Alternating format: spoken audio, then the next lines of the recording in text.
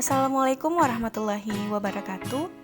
Hai, selamat datang kembali di perkuliahan Bahasa Indonesia bersama saya, Reski Septrina. Kali ini, kita akan membahas tentang ejaan bahasa Indonesia. Dalam materi ini, kita akan membahas tentang pengertian ejaan, fungsi ejaan, sejarah ejaan, dan termasuk juga kesalahan-kesalahan ejaan yang paling sering kita temui. Simak materi dengan saksama.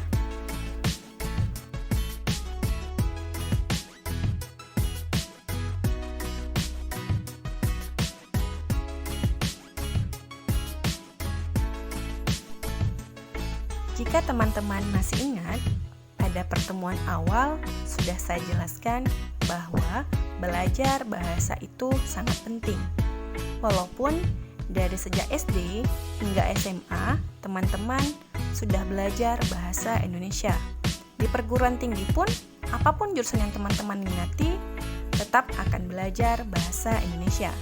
Meskipun secara alamiah kita dapat berbahasa Indonesia, tapi secara ilmiah kita belum tentu mampu berbahasa Indonesia dengan baik, benar, logis, dan sistematis.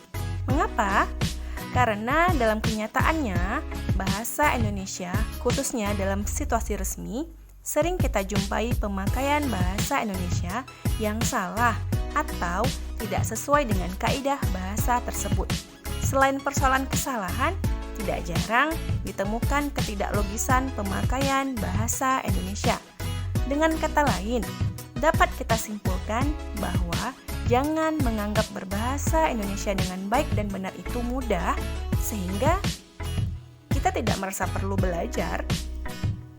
Pada kalimat 1, terdapat penulisan kalimat yang tidak masuk akal. Jika kita lihat dengan benar, penulisan untuk mempersingkat waktu merupakan penulisan yang tidak logis, karena secara logika, waktu tidak dapat dipersingkat. Kemudian, pada kalimat nomor 2, seharusnya tidak perlu dipercetus, apalagi memampangkannya di jalan atau tempat-tempat umum.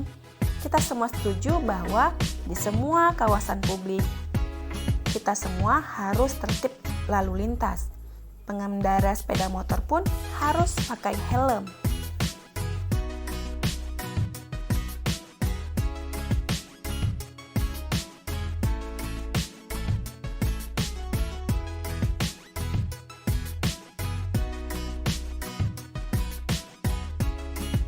Sekarang kita beralih pada materi pertemuan kedua.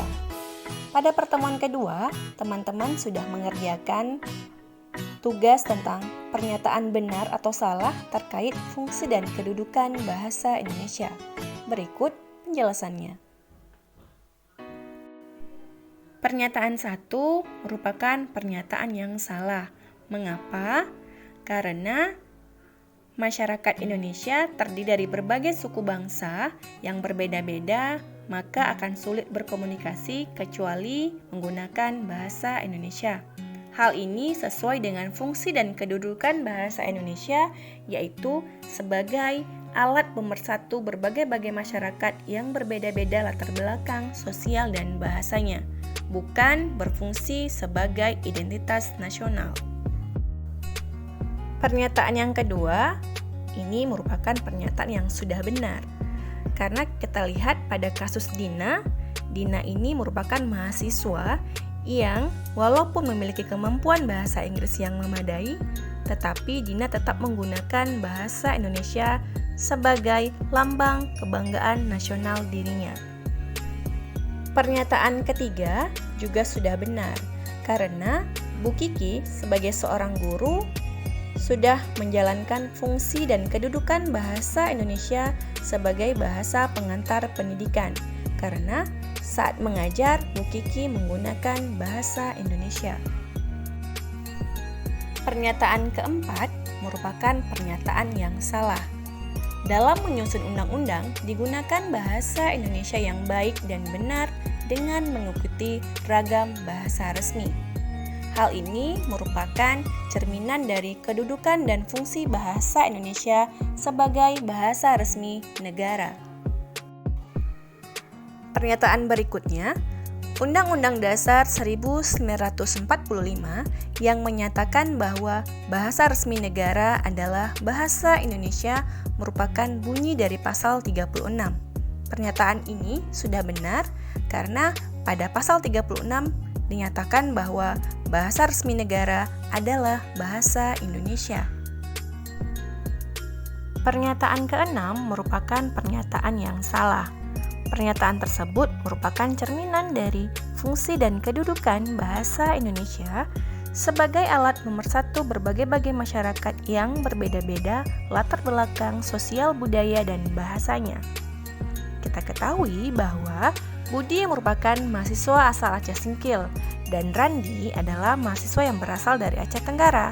Keduanya berkomunikasi dengan bahasa Indonesia walaupun mereka menggunakan atau memiliki bahasa daerah yang berbeda.